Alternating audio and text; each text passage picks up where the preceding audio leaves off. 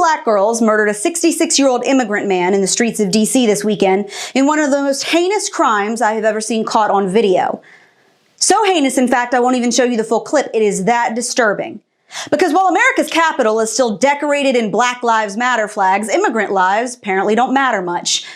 Mayor Muriel Bowser blamed the man's death on carjacking and suggested maybe he should have locked his doors. CNN called it an accident.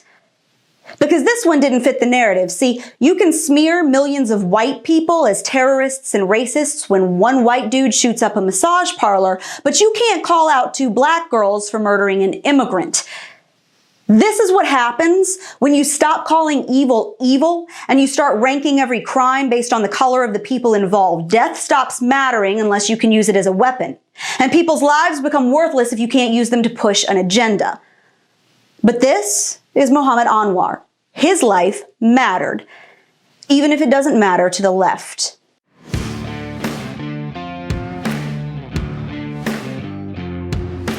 This is 66-year-old Mohammed Anwar, and every single person in this country should know his face. Because he's gone, and for no reason at all. See, he was killed in cold blood over the weekend in Washington, D.C. after two teen girls, ages 13 and 15, tried to carjack him while he was working on an Uber Eats delivery. According to video from the scene, they tased him and wound up dragging him down the street before flipping the car and slamming him into the sidewalk, killing him on the spot. Reports state that Anwar was a hardworking immigrant from Pakistan who had come to America in 2014 in search of a better life. He was a husband, a father, a grandfather, and the primary breadwinner for his family. And now he's dead.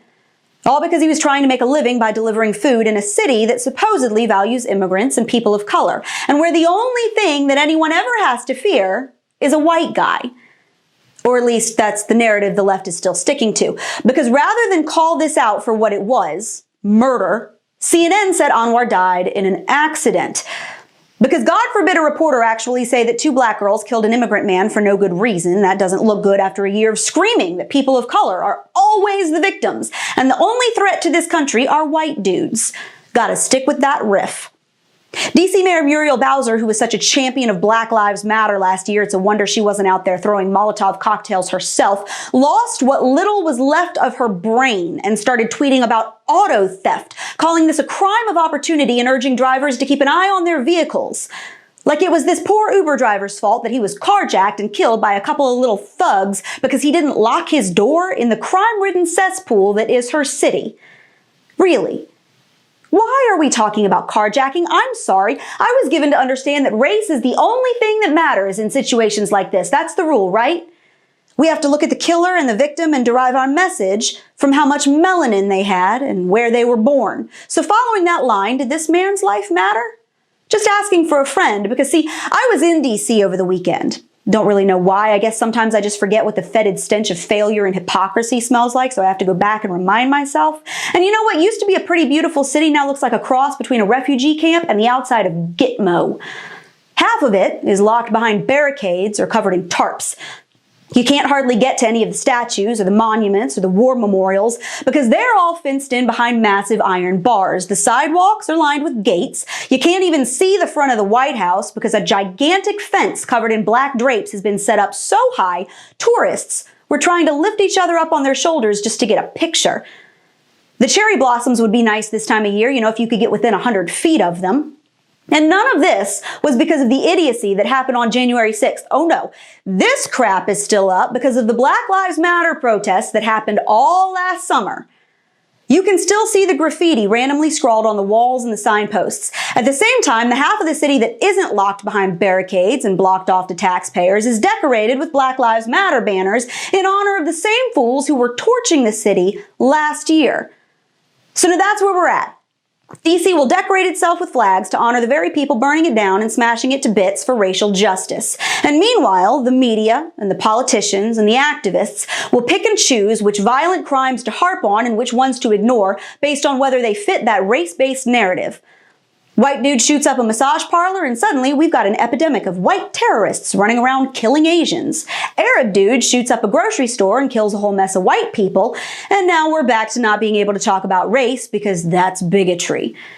A white cop kills a black man and will let a mob trash our capital and then name a street after them, but then two black girls in that same city murder a Pakistani immigrant and CNN calls it an accident. Let me drop some really basic knowledge on you here. Carjacking someone and dragging them down the block until you flip the car and kill them is not an accident. You two-faced, disingenuous, race-baiting garbage dumps. It's murder, regardless of who done it. So why isn't this being investigated as a hate crime? The killers weren't the same race as the victim, isn't that the criteria? Can you imagine if two white kids had assaulted a Middle Eastern immigrant, stolen his car, and dragged him to death? Leftists would be screaming about white xenophobia, they would somehow blame Trump, and Ilhan Omar would fundraise off of it for days, because all death is to these people is an opportunity to be taken advantage of. See, we shouldn't even be having this discussion. Two little criminals with no regard for human life decided to take something that wasn't theirs and killed an innocent man in the process. I don't care what skin color they were, or where he was from, or whose narrative that fits, because all of these lives matter.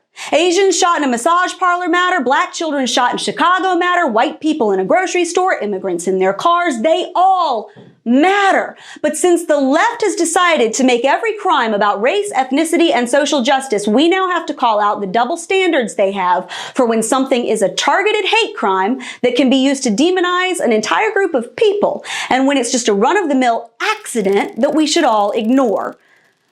When any white criminal with a gun is used as a platform to try and strip millions of law-abiding citizens of their Second Amendment rights, when communities are being put at risk because cops are being defunded left, right, and sideways, when any crime by any white person is immediately labeled a hate crime and used as an excuse to teach school children that whiteness is inherently evil, then yes, we have to call it out when a crime is intentionally ignored because it doesn't fit that agenda, because it exposes the fact that the left selectively uses skin color and crime to target and demonize certain groups of people, and that is racism. Two black girls murdered an immigrant man in the streets of DC in cold blood under the shadows of the Black Lives Matter banners that have been flying on the sidewalks of barricaded streets covered in hateful graffiti. And now this poor family has to bury their father, their grandfather, their husband, and their friend, while CNN calls his death an accident and the mayor tweets about auto theft. It's sick. It's a lie. It's a selective narrative to push a racist agenda, and every single one of us, black, white, Asian, immigrant, everyone should be disgusted by it. And that's your Reality Check America. Make sure you subscribe to our YouTube and Rumble pages, like us on Facebook and Twitter, and stay sane out there.